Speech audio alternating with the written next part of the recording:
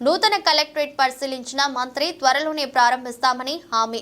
నిర్మాణంలో ఉన్న integrated collectorate భవనాల సముదాయాన్ని వ్యవసాయ శాఖ మంత్రి కింజరాపు అచ్చెన్నాయుడు ఎమ్మెల్యేలతో కలిసి శుక్రవారం పరిశీలించారు.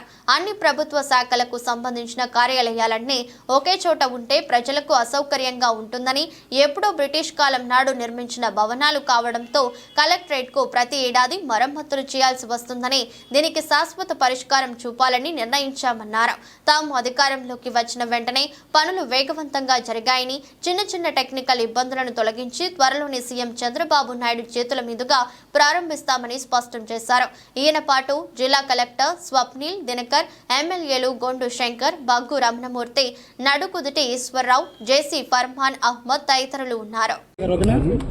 అన్ని ఆఫీస్ సముదాయాలు ఒకే ప్రిమిసెస్ లో ఉంటే వచ్చినటువంటి లబ్ధిదారుడికి ఇబ్బంది లేకుండా ఉంటుందని చెప్పి ఒక మంచి నిర్ణయం తీసుకుని ఆ రోజు ఇంప్లిమెంట్ చేయడానికి కార్యక్రమాన్ని మొదలుపెట్టాం. అందులో భాగంగా శ్రీకాకుళం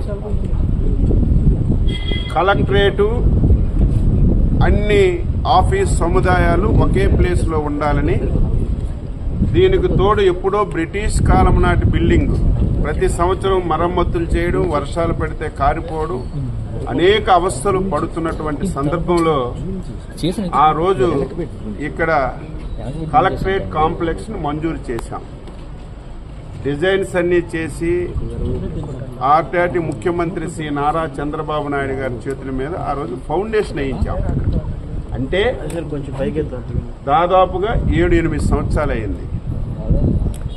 గత 5 సంవత్సరాలు అంటే ఒక వస్తువు 60%, 70% కంప్లీట్ అయినట్టు దాన్ని గత ప్రభుత్వం ఒక 20%, 5%, 6% చేస్తే ఇటువంటి భవనం కార్యరూపం దాల్చి ప్రజలకు అందుబాటులోకి వచ్చేది.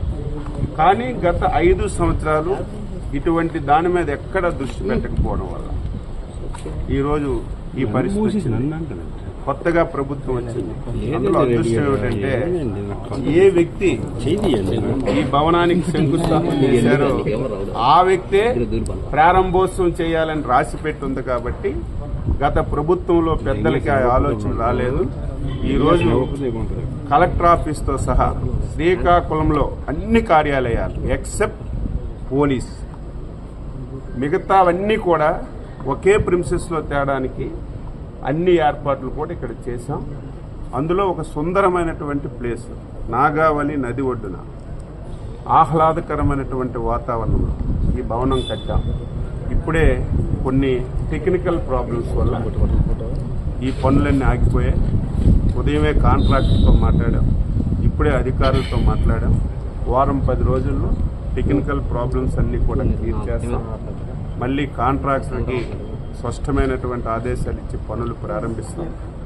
1 month, 1.5 monthలో మొత్తం ఏవైతే 5%, 10% ఉన్నాయో అవన్నీ కంప్లీట్ చేసి రేపు కొత్త సంవత్సరం నాటికి ఈ భవనాన్ని గౌరవ ముఖ్యమంత్రి శ్రీ నారా చంద్రబాబు నాయుడు చేతుల మీదుగా ప్రారంభించి దీన్ని ప్రజలకి అంకితం చేస్తామని చెప్పి ఈ సందర్భంగా తెలియజేస్తున్నాను.